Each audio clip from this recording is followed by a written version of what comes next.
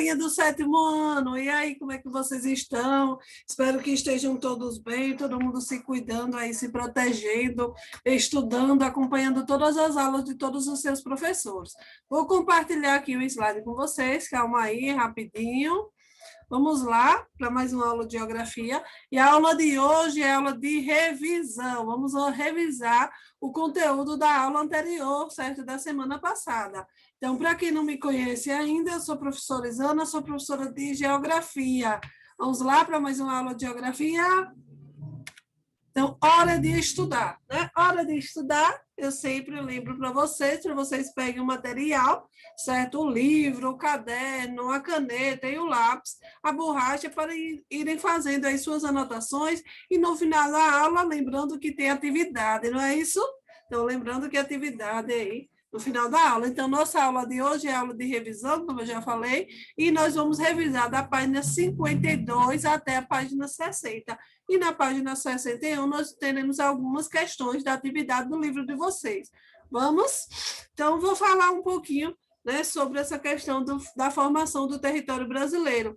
Então, como foi essa formação, como foi essa chegada? Então, no início, né, a chegada dos europeus, principalmente o quê? Os portugueses, na ocupação da América no século XVI, aí em 1500. Essas terras eram habitadas pelos povos indígenas. Então, quando o europeu ele chega no nosso território brasileiro, né, já tinham os indígenas que habitavam o nosso território. E aí vocês observam a imagem, certo, dos indígenas aí, nesse momento, né, que os europeus chegam no nosso território.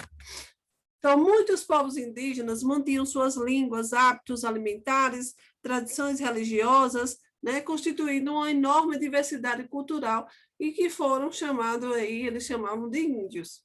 Vivem em toda a parte do território, sendo a maior parte os tupis-guaranis. Então, vocês observam aí, né, nesse mapa, e no livro de vocês também tem, certo? Essa parte de todo o território, né, a dispersão aí, como os indígenas, onde eles estão localizados. Divisão das terras. Então, definindo, e aí lembram da divisão das terras, nós temos como base aí o tratado de quê? De Tordesilhas, certo? O tratado de Tordesilhas, que foi firmado entre o quê? Espanha e Portugal, certo? Para repartir as terras descobertas, né? Que as terras que eles diziam que eles descobriram, certo? Então, esse tratado de Tordesilhas definiu os rumos da história, né, do futuro do Brasil. E aí delimitaram essa área, certo? De uma parte da Espanha e outra parte para Portugal. E o Tratado de Tordesilhas, aí vocês observam aí, ó, o meridiano traçado em 370 léguas, 1.770 quilômetros, a oeste das ilhas de Cabo Verde e as terras a leste deste meridiano pertenciam a Portugal. E a oeste é a Espanha. Lembra que eu falei na aula passada? Então, do lado leste ficou com quem? Né? Com Portugal. Do lado oeste fica com a Espanha, certo? Então, esse Tratado de Tordesilhas, ele foi um marco, né, muito importante na descoberta do Brasil. No início, uma área de 2,5 milhões de quilômetros quadrados era aproximadamente para o Brasil. Então, ok, aí essa parte do Tratado de Tordesilhas, a divisão do nosso Brasil, né, uma parte para Portugal e outra parte para a Espanha. Então, Portugal fica com as terras do leste e a Espanha fica com as terras a oeste. E aí, no século XVI, né, a ocupação portuguesa da terra, que compõe o território brasileiro, restringiam a uma parte da faixa litorânea, onde primeiramente se desenvolveu a intensa exploração do pau-brasil, que era madeira abundante nessa região e muito valorizada no mercado europeu. Lembra que eu falei, né, quando os portugueses chegam no nosso Brasil, eles começam a pesquisar, eles começam a visualizar a tentar entender como era, o que eles podiam explorar no nosso território. E aí, né, como a maioria ficou localizada aí na faixa litorânea, no litoral, eles começaram a explorar o que tinha ali no território, que era o pau-brasil, que era uma madeira muito abundante na região e muito valorizada no mercado europeu. Então, na Europa, o pau-brasil valia muito dinheiro, então eles usavam muito essa madeira. Então, foi muito importante. Depois, né, de todo o processo de povoamento, e aí começa, né, as produções. E aí começam as lavouras de cana-de-açúcar, os engenhos, né, as quais transformavam a cana-de-açúcar, sobretudo no Nordeste e no litoral paulista. Então, dá um novo início aí a outro tipo de exploração, que é a exploração, né, o plantio, a colheita da cana-de-açúcar, e aí começam a transformar, né, transformar essa cana-de-açúcar nos engenhos, e onde eles estavam localizados? A maioria no Nordeste e uma outra parte no litoral paulista.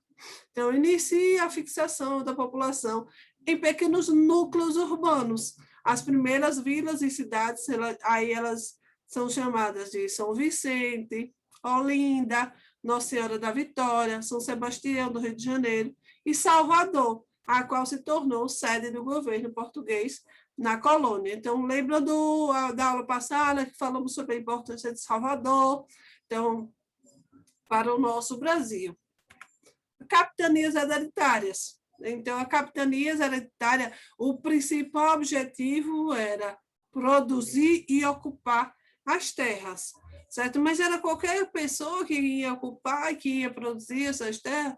Então, naquele período, né, as capitanias hereditárias foram traçadas, né? Vocês viram no livro de vocês, aqui são algumas outras imagens, certo? Mas era quem tinha o quê? O poder, que dominante daquele período, ele, olha, é fulano que vai explorar lá a capitania hereditária, porque o objetivo era o quê? Produzir. Então, quem tinha poder, quem tinha um vínculo grande com o rei. Então, além da extração e comercialização da madeira, foram introduzidas outras atividades produtivas, como os de plantio de cana-de-açúcar. Essas atividades possibilitaram o surgimento de vilas e cidades.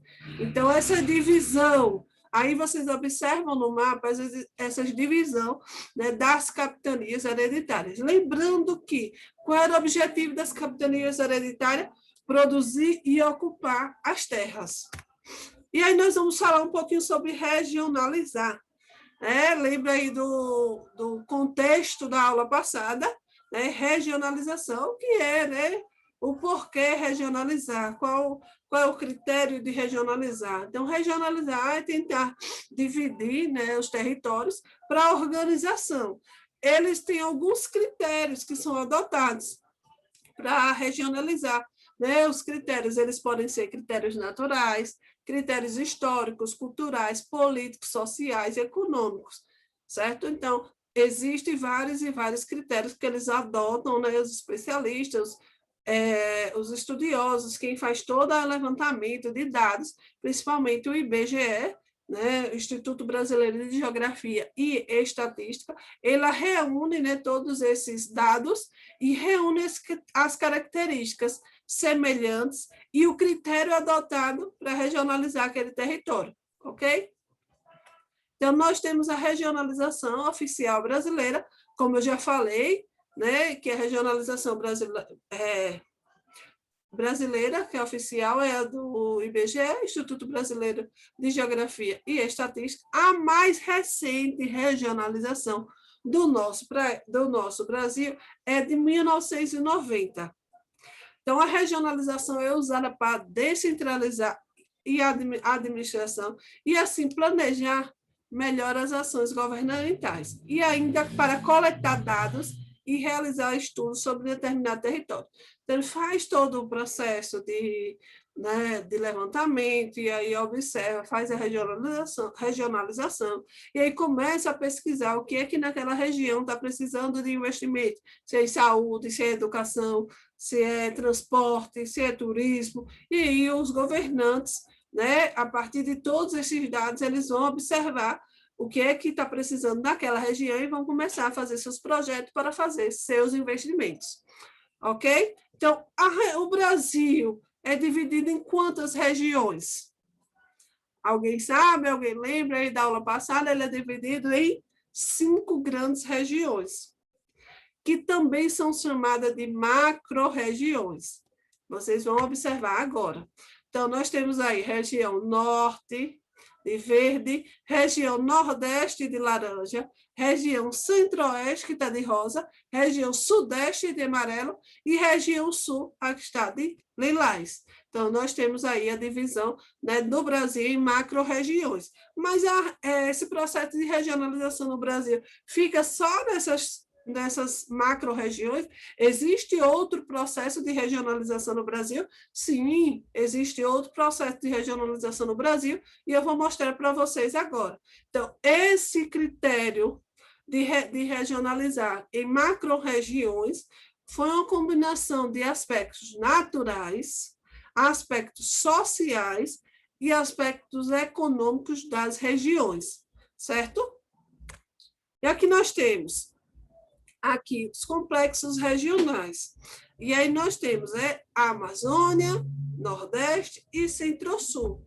Centro-Sul, ela é também chamada de região concentrada, certo? Então, além da regionalização oficial do IBGE, que divide o território brasileiro em 5 regiões, nós também temos os complexos regionais, que é essa regionalização aí que vocês estão visualizando, nesse mapa que está dividido em 3 cores, de verde, laranja e lilás.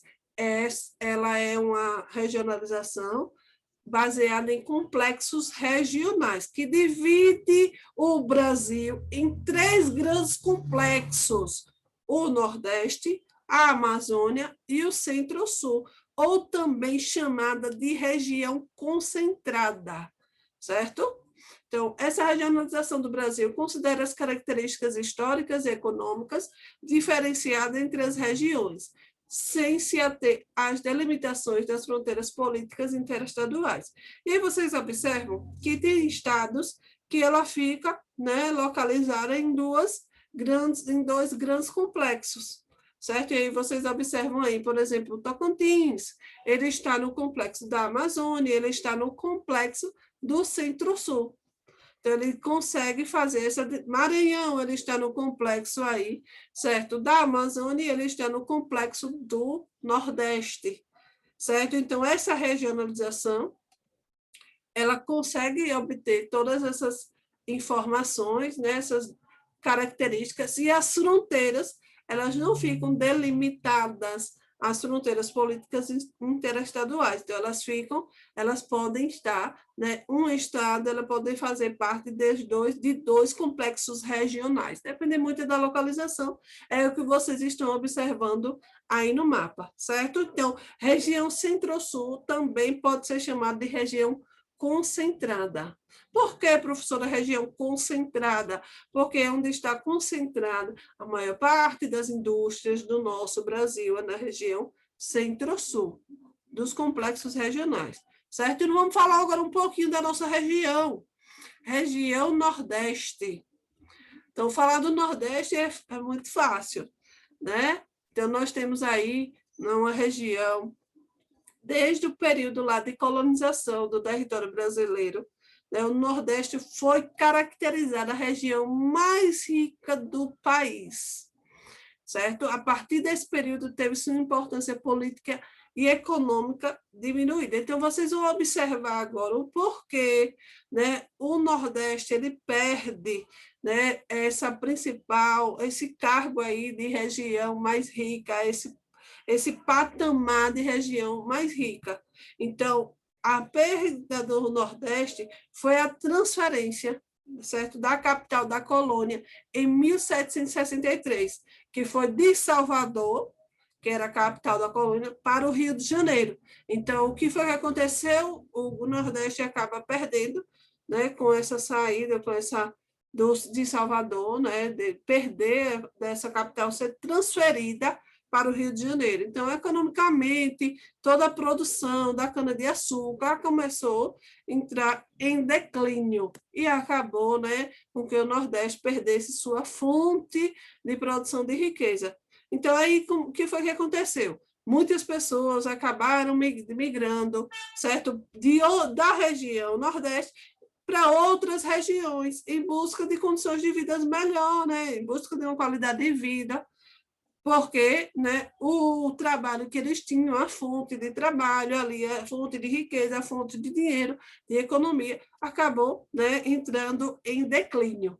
E aí acabou ficando o Nordeste, né, com pouco investimento e acabou, né, agravando aí esse cenário, né, para a população. Então, apesar de ainda apresentar baixos índices sociais, é necessário desmistificar imagens historicamente construídas, principalmente pela mídia, né, do Nordeste, como um espaço seco, pobre e de repulsão populacional.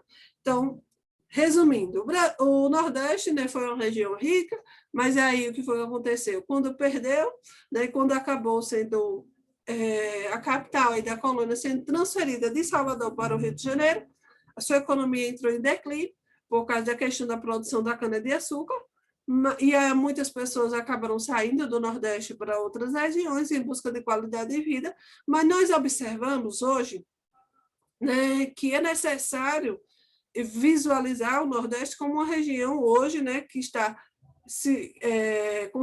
conseguindo uma ascensão econômica muito boa, certo? Porque o Nordeste não tem só essas características de seca, de pobreza e de repulsão populacional, e nós observamos outra imagem do Nordeste. O Nordeste hoje está sendo visto por vários investidores, tanto os brasileiros quanto os estrangeiros, né? Tem toda uma visualização de um desenvolvimento econômico na região Nordeste, principalmente pela riqueza natural existente na região Nordeste, e aí nós temos a questão do setor turístico, né? As belas praias, e o que impulsiona vários estrangeiros, como eu falei, construir resorts e várias redes de hotelaria no nosso litoral, no litoral do nosso Nordeste. Então, tem que acabar com aquele pensamento que Nordeste é só pobreza, Nordeste é só seca, Nordeste é só condições ruins. Não, nós temos, sim, problemas econômicos, problemas sociais no Nordeste, sim, e em outras regiões também tem, mas nós temos também várias riquezas e o atual cenário econômico vem melhorando, principalmente porque vem atraindo esses investidores. Aí nós temos uma imagem, né, de um exemplo de uma rede de hotelaria no nosso litoral, no litoral do Nordeste. Vamos falar um pouquinho sobre a Amazônia agora. Então, a Amazônia, considerando o povoamento do território desde a colonização europeia, a Amazônia teve uma ocupação bastante tardia em comparação com as demais regiões. Então, a Amazônia tem uma localização, né, que faz aquela questão, não tem muito chamativo para que a população vá morar nessa região. Mas, né, tem vários projetos, eles conseguiram desenvolver vários projetos, que também foi criada a Zona Franca de Manaus, né, no estado do Amazonas, que desenvolveu um polo industrial produtor de bens de consumo duráveis, principalmente de eletrônicos. Então, essa instalação, né, esse projeto que foi criado, que começou a dar levantar, para chamar a atenção das populações de outras regiões, para ir para a região da Amazônia, gerou emprego, gerou muita renda, melhorou a qualidade de vida de várias populações, então acabou, né, expandindo, acabou tendo uma ocupação maior, né? Acabou que a população começou, né, a aproveitar essa situação para ir em busca de emprego, uma qualidade de vida melhor, e acabou melhorando, aumentando a ocupação daquela região. Mas tudo que tem lado bom também tem um lado ruim. Essa ocupação também gerou o quê? Vários e vários problemas de devastação, né? Acabou que devastou grandes extensões da floresta, e aí também acaba alterando, né, o modo de vida dos povos indígenas, dos ribeirinhos, dos seringueiros, e os chamados povos da floresta, porque toda indústria, quando é instalada em uma localização, ela precisa desmatar, certo? Ela precisa ter todo um espaço grande para instalar, aí acaba usando, né, aquela matéria-prima e acaba provocando muita devastação. Vamos para o próximo. Região Centro-Sul, ou também chamada de região concentrada, certo? É um complexo regional de grande peso político e econômico do Brasil.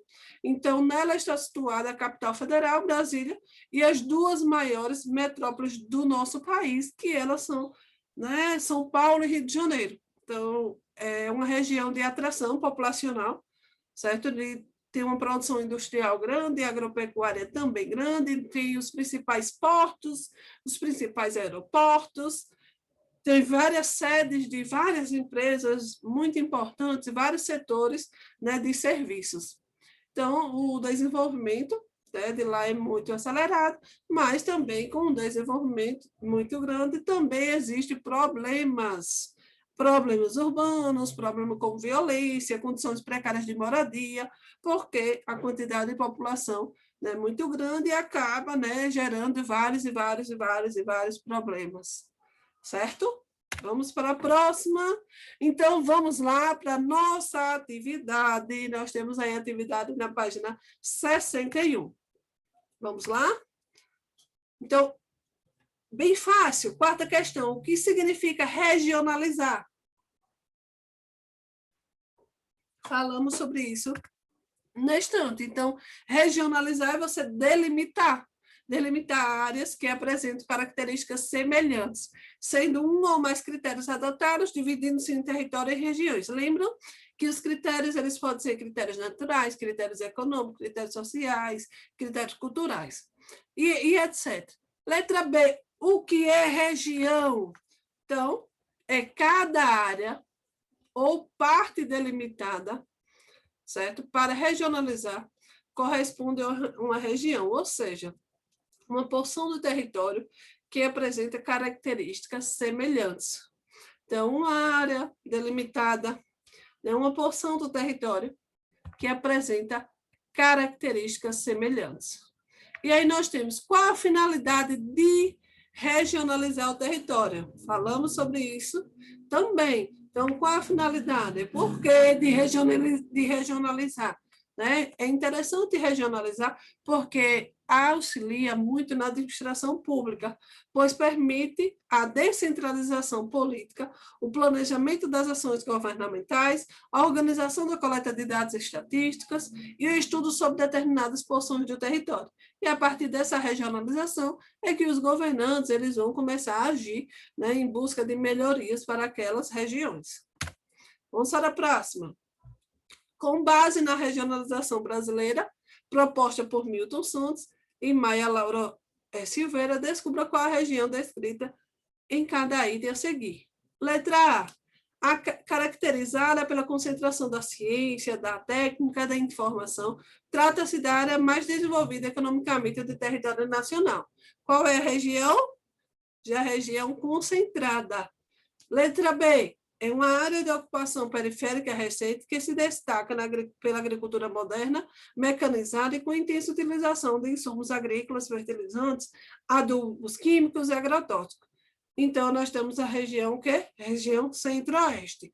É caracterizada pelo povoamento antigo, com precária circulação de pessoas, produtos e informações. Trata-se da região com mais problemas sociais do Brasil. Então, nós temos o quê? A região Nordeste. Letra D, processo de ocupação é recente e o desmatamento da extensa cobertura vegetal é caracterizada como um dos principais problemas dessa região. Então, nós temos o quê? A região da Amazônia, porque eles lutam para aumentar toda essa questão da ocupação. Vamos para a próxima. Lá foi a resposta junto. Então, vamos lá, povoar ou perder. Então, franceses e espanhóis enchiam suas embarcações de pau-brasil, jacarandá e outras madeiras de lei, além de pimentas de cheiro, animais de boa pele, papagaios, araras, macacos e até mesmo de índios.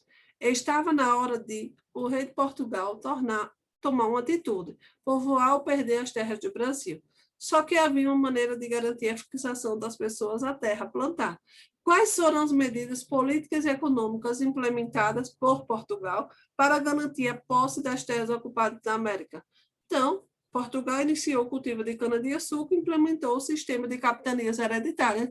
Então, essas foram as medidas, né, políticas e econômicas que Portugal implementou para essa questão da ocupação das terras da América. Então, nossa aula vai ficando por aqui. Fique em casa, fiquem com Deus, se cuide direitinho e até a próxima aula. Tchau, tchau.